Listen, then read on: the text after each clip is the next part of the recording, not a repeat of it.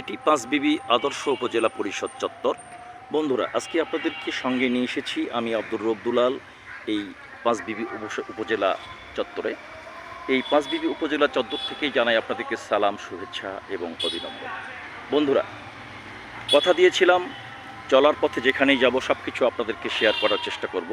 সেই প্রতিশ্রুতির ধারাবাহিকতায় আজকে আপনাদেরকে নিয়ে এসেছি পাঁচবিবি উপজেলা চত্বরে।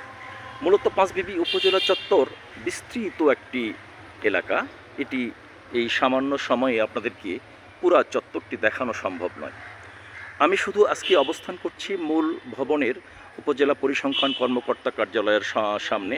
এখানে আরও রয়েছে পল্লী দারিদ্র বিমোচন ফাউন্ডেশন, পল্লী দারিদ্র বিমোচন ফাউন্ডেশন থেকে শুরু করে কিছু ভবন শুধু সামনে রয়েছে, যা আরও পিছনে অর্থাৎ উত্তর পাশে অনেক অনেক ভবন রয়েছে, যেখানে উপজেলা কর্মকর্তা থেকে শুরু করে উপজেলা পরিষদের চেয়ারম্যানের কার্যালয় থেকে শুরু করে বিভিন্ন কিছু রয়েছে এই চত্বরের মধ্যে। বন্ধুরা, এখানে প্রাত্যহিক দিনের সেই যে অফিস যেদিন ওপেনিং থাকে, অর্থাৎ অফিস খোলা থাকে, অফিসের খোলার দিনে পাঁচবিবি উপজেলার বিভিন্ন প্রান্তর থেকে এই পাঁচবিবি উপজেলাতে তাদের কার্যাদি সম্পন্ন করার জন্য আসেন। সেই সুবাদে তাদের সঙ্গে নারী, পুরুষ, শিশু, সন্তান যারাই আসেন এই পাঁচবিবি উপজেলা চত্বরে কার্যাদি সম্পাদনের মধ্য দিয়ে এখানে তারা একটি অবসরকালীন সময় উদযাপন করেন। এই যে ছোট্ট পরিসরে একটি পার্ক রয়েছে, মিনি পার্ক, এই মিনি পার্কের মধ্যেই তাদের কিছু সময় অতিবাহিত করেন।